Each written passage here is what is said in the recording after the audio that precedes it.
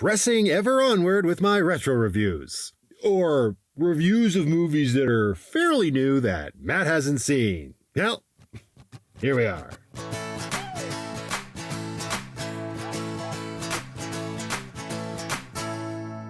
The Peanut Butter Falcon, among other things, is a movie that I had been told to watch by multiple people. And you know what? For the most part, they were right. I was glad that I finally got around to seeing this movie because it absolutely is a very easy one to recommend. It's a feel-good dramatic comedy with a story that has been done 1,000 times before, but it's the absolutely outstanding performance from Shia Labeouf that makes this one stand out. In the movie, Shia Labeouf plays Tyler, a down-on-his-luck young man who has been struggling to find his place in the world ever since the untimely death of his older brother, played by a criminally underutilized Jon Bernthal. And one of the first things I noticed was that Shia Labeouf did a great job of evoking Jon Bernthal's mannerisms and his speech pattern. And that did a great job to convince you that these two were brothers. Although, if you're not familiar with who Jon Bernthal is, then this whole appreciation will be absolutely lost on you, because I'm pretty sure Jon Bernthal didn't have a single line of dialogue in the movie in the few flashback scenes that he has. As someone who is familiar with Jon Bernthal, I thought it was kind of neat, and it was a great testament to this movie's attention to detail. Now, Tyler eventually crosses paths with Zach, a 20-something runaway with Down syndrome who wants nothing more than to be a pro wrestler. He escaped from a senior citizen's home, or as we later learn in the movie, more likely a hospice, which is where he was staying on account of his family abandoning him and the state placing him there. Like, is that something that's real? Can that actually happen? I mean, I wouldn't put it past anybody these days, but it's still one of those things that's sort of shocking when you hear it. Like, oh, we got nowhere to put this poor kid with Down syndrome. Just put him in a hospice or senior citizen center, whatever. Regardless, Zach has had it with the home that he's in and busts out with the help of Bruce Dern and meets Tyler. Together, the two set off on a quest to get Zach to a pro wrestling school that he has been fantasizing about basically his entire young adult life, based on a VHS tape that he has been watching pretty much on repeat. Now, Dakota Johnson is also in the movie, and she plays Eleanor, the caregiver that was looking over Zach. She sets out to go find him after he goes missing, and her performance is fine. Fine. I say the performance is fine. It's like a catch-all when I don't really want to talk about it, but it's true. There's not much to say. I don't feel like Dakota Johnson as an actress brought this undeniable talent to the role. She was fine and functional. I mean, I'm not too familiar with her work. I know she was in the 50 Shades movies, but it's also a fairly stereotypical character, so she wasn't given too much to work with, but she was fine.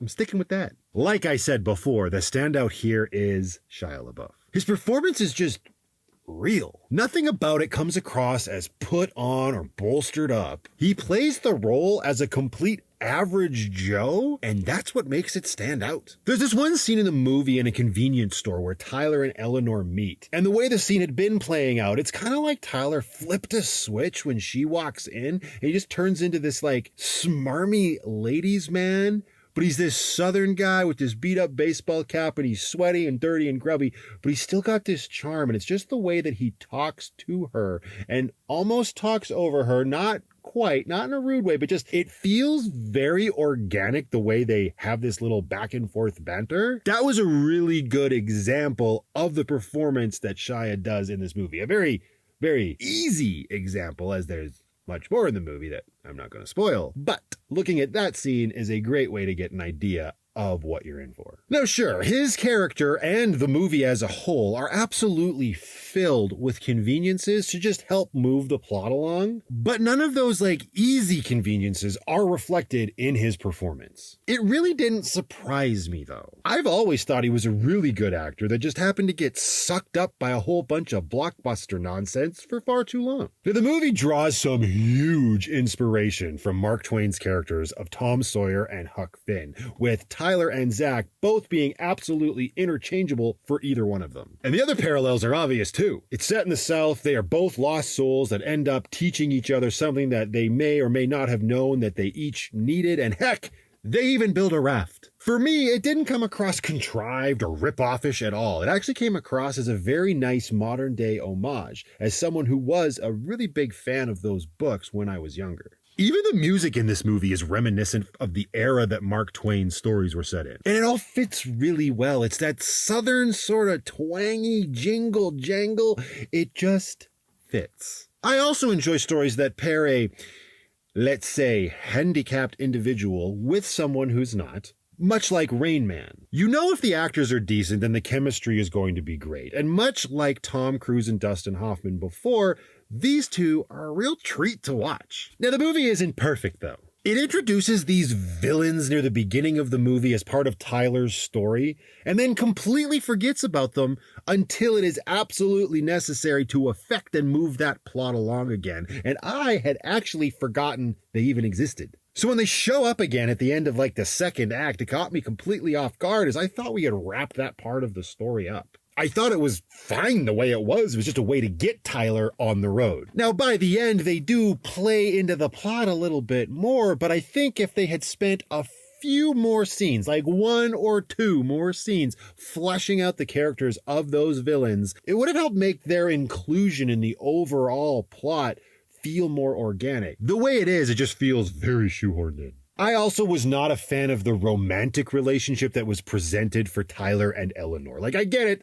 They're both the leading people. One's a guy and one's a girl, so they're going to fall in love. But in this movie, in this context, now it doesn't bash you over the head with it, and it doesn't become a driving force or anything, but with how good the rest of the centralized story of this movie is, the last thing I needed was these two morons making eyes at each other. Yes, they had a great meet cute in the convenience store, and their banter back and forth was spot on. Leave it there. I need nothing else. Again, it's a nitpick because it doesn't really go anywhere, but still, I get it. They're both individuals that are grieving loss, so they gotta get together. No, they don't, but thank you for trying. It's shit like that that really takes away from character development for me. I also have a huge problem with the ending, but in the interest of spoilers, I will save that until the very end. For me, the Peanut Butter Falcon gets a very solid 8 out of 10. This is a great movie that will absolutely put a smile on your face with its sweet and sentimental story that it is telling about brotherhood, camaraderie,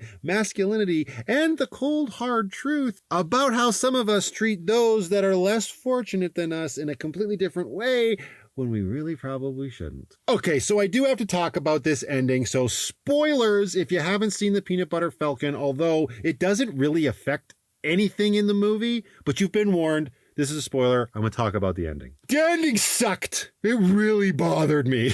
It didn't ruin the movie, but it was horrible. So at the end of the movie, what happens is they're at the wrestling match, and those villains find out that that's where Tyler is, and one of them comes running up in very dramatic slow motion and cranks him over the back of the head with a tire iron. Cut to black. Okay. In the next scene, we fade in the hospital. Zach's sitting on a chair in the waiting room. Eleanor is on the other side of this glass door. Doctor comes up to her. Blah, blah, blah, blah. We see her overcome with emotion and begin to cry. What would you think? The scene that immediately follows that is a flashback scene of Tyler and Zach sitting in the grass practicing their secret handshake that Zach wanted them to have. Cool. Awesome. Tyler's fucking dead then. One final scene following that flashback is Eleanor and Zach in a car driving into Florida. Eleanor says, "Hey, look where we are." Zach realizes they're in Florida, reaches over the back seat, and pats Tyler on the leg, who wakes up with a bandaged boo-boo on his head and says, "Oh, great." And the movie cuts to black or fades to black and the credits roll. Why? Why did you have to fake us out like that? There was no reason. It was just to get an emotional response in a very cheap way. It would have been much better to go about this one of two ways. The first way, get rid of it. Get rid of the villains. Get rid of Tyler getting hit over the head. They can all go to Florida and live happily ever after. And that is fine. That fits with the rest of the tone of the movie.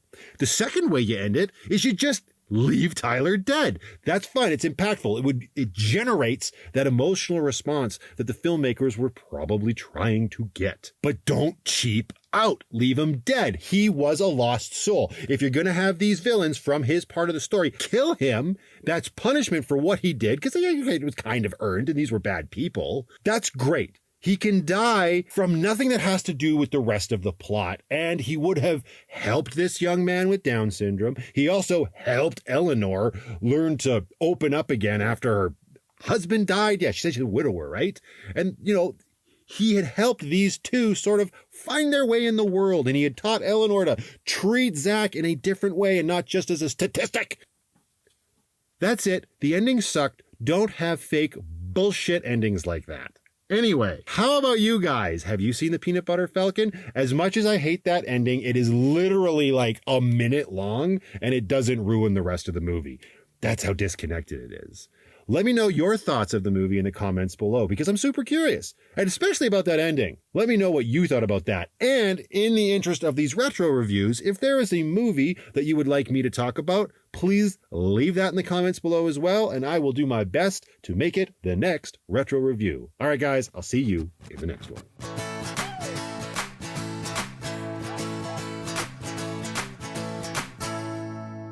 For me, the Peter Butter Buddy Butter Butter Butter What?